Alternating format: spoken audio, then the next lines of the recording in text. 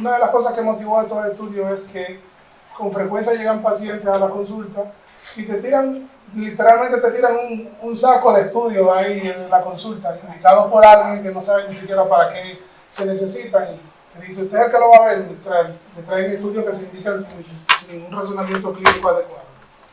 El electroencefalograma es un método que se utiliza con mucha frecuencia, pues es un estudio que hoy en día está al alcance de las principales provincias de la región sur y del país. Y a su vez es un método que económicamente es barato, un método que no es invasivo y que la gente entiende que el diagnóstico de epilepsia es basado por el electroencefalograma. La gente dice, le salió epilepsia, le hicieron un estudio y le salió la epilepsia. Por más que uno le explique al paciente que el diagnóstico de epilepsia es fundamentalmente clínico, en mi región la gente todavía tiene en mente que el electroencefalograma es lo que da el diagnóstico. Obviando que el diagnóstico es el resultado de la combinación de la información aportada por el paciente durante el interrogatorio, la información que recogemos durante el examen físico y, por qué no, interpretación de los complementarios. El electroencefalograma, este es un método que tiene una alta utilidad en epilepsia y en otras enfermedades que se asocian a la alteración de la conciencia como la encefalopatía.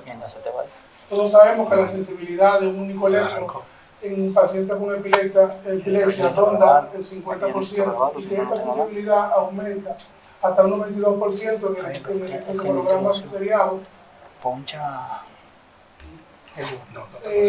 Pacientes con epilepsia, entre el 10 y el 20% pueden tener el electroencefalograma normal y a su vez más del 10% de la población general puede tener descarga inespecífica.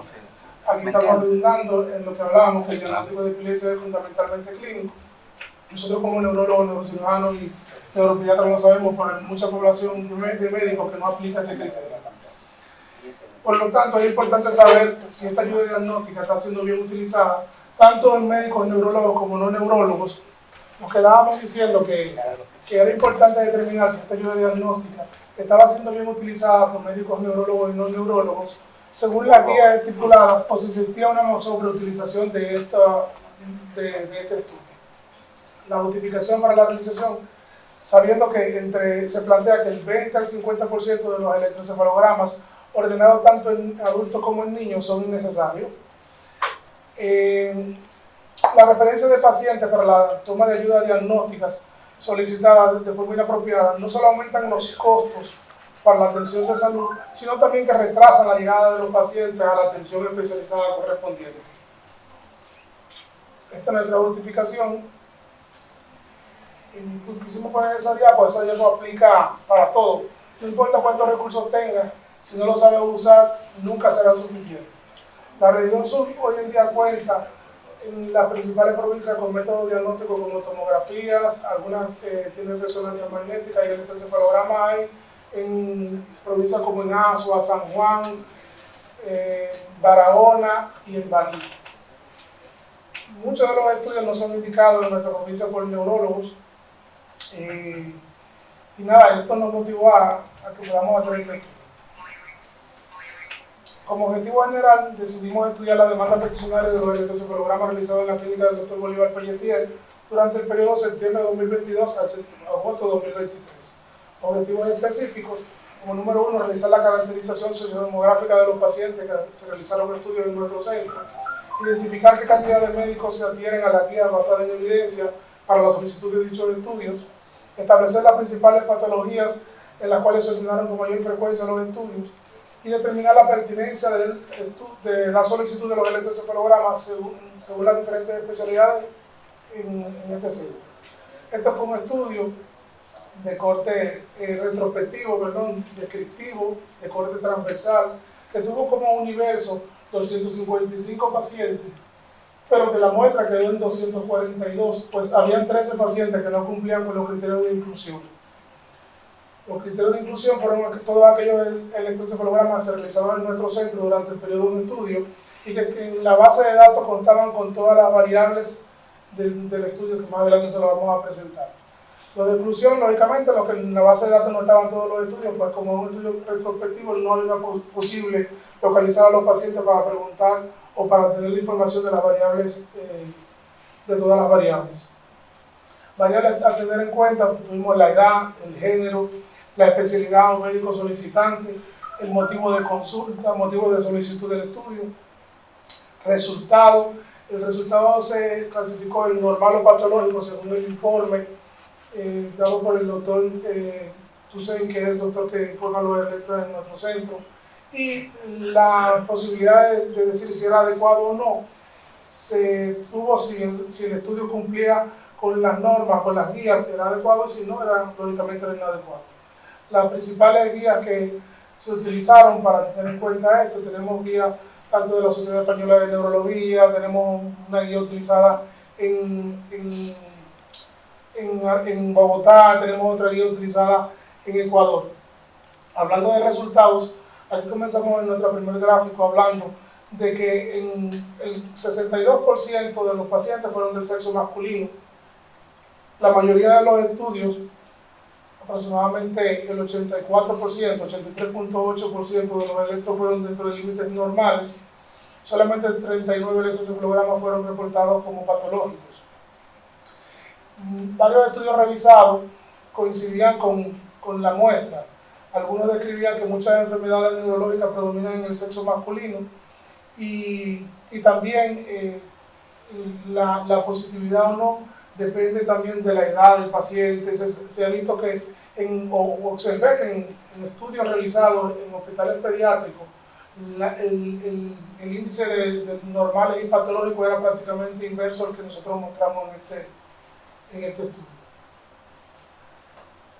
Acá tenemos un gráfico donde dividimos los pacientes de acuerdo al sexo y a su vez de acuerdo al resultado.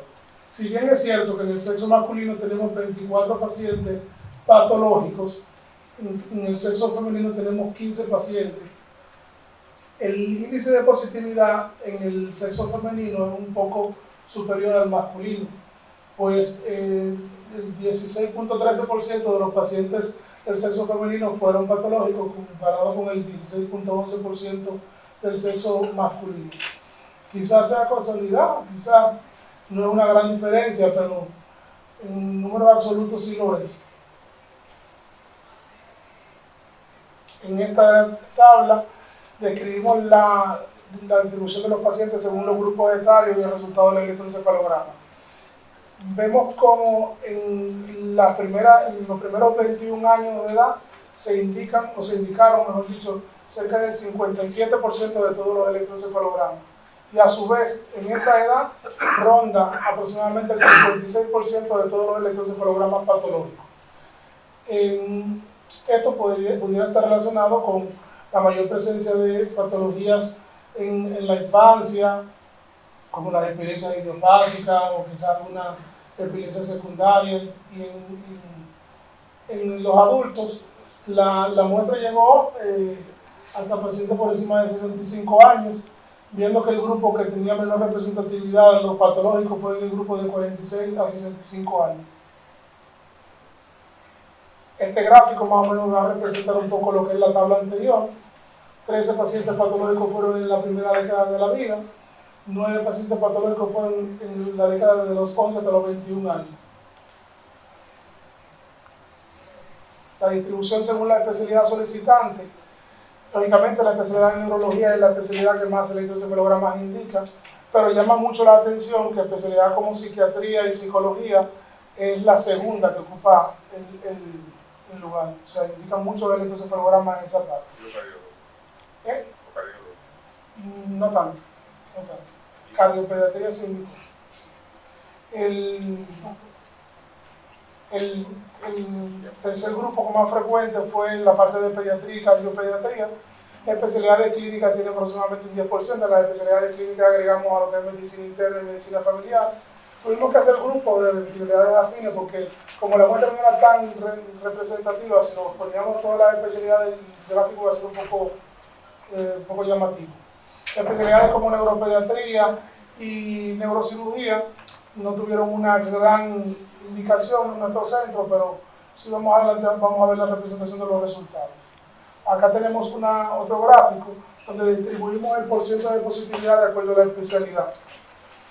Del 100% de los indicados por neurología, tenemos que el 20.42% fueron patológicos. Ahora, la especialidad que más porcentaje de patológicos tuvo fue la especialidad de neuropediatría, con 22.73%. Especialidades como neurocirugía indicaron todos los electros indicados fueron normales. Cabe destacar que neurocirugía fue una representación muy baja de la muestra, es quizás una de las especialidades que menos estudios tenía en nuestro centro indicado.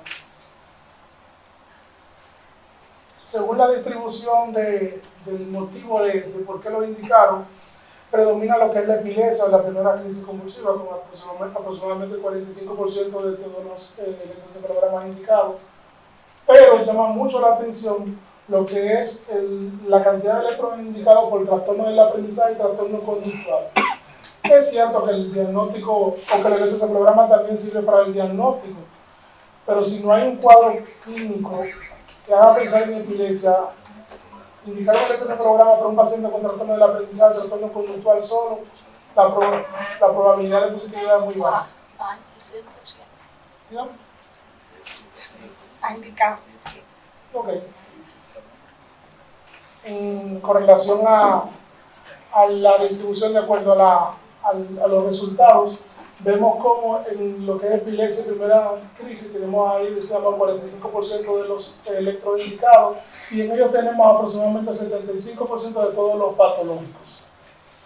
Trastorno del aprendizaje tenía 6 electroencefalogramas patológicos de 39, y otros estudios, otras indicaciones como por ejemplo cefalea, todos fueron normales, 5 por un solo electroencefalograma fue patológico.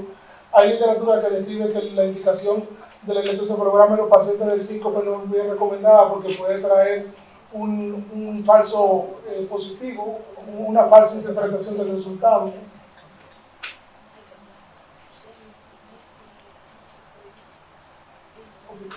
Acá tenemos una representación donde vemos el total en azul, en naranja tenemos los que fueron adecuados y en gris fueron los inadecuados. Las especialidades que tienen más indicación adecuada tenemos ahí las especialidades asociadas a la neurociencia, o sea, la neurología tiene una alta posibilidad de indicar el electroencefalograma adecuado, neuropediatría también, así como las especialidades clínicas y neurocirugía. Especialidades como por ejemplo medicina general y psiquiatría y psicología tienen una indicación adecuada muy baja de acuerdo a las guías de indicación.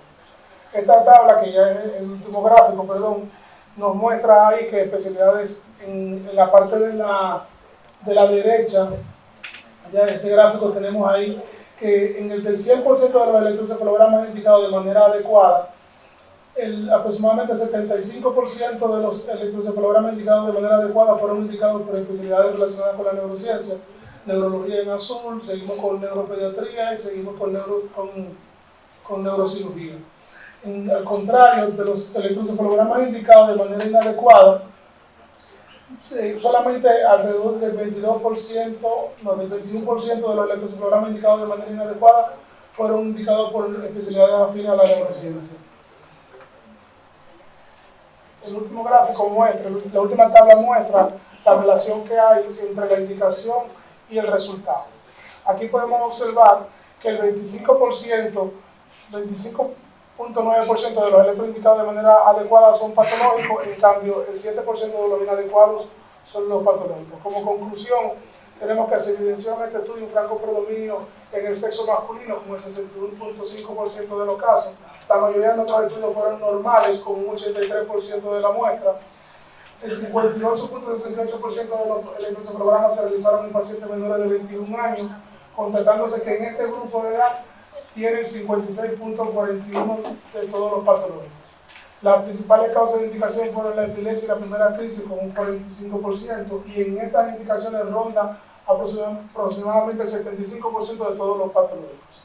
Las especialidades que mejor adherencia tuvieron a las guías están las neurociencias, las que menos tuvieron adherencia son lo que es la psiquiatría y la psicología, seguido de la medicina general. Esta conclusión me gusta, que existe una mayor positividad en el electroencefalograma indicado con mayor adherencia a las recomendaciones y guías para un 25.9% versus un 7.7% de positividad para los indicados de manera no adecuada. En sentido general, la solicitud de manera inadecuada rondó el 53.7%. Recomendaciones. Recomendamos promover la investigación en otras zonas del país para conocer la adherencia a las guías de indicación del programa en los diferentes centros y poder establecer protocolos que respondan a las necesidades y limitaciones de cada región. Implementar estrategias que permitan la formación continua de diferentes profesionales, garantizando una atención del paciente más segura, pertinente y costo efectiva, no solo para la solicitud del electroencefalograma, sino también de otra prueba diagnóstica, y que de esta manera tengamos un uso más racional de los recursos. Muchas gracias.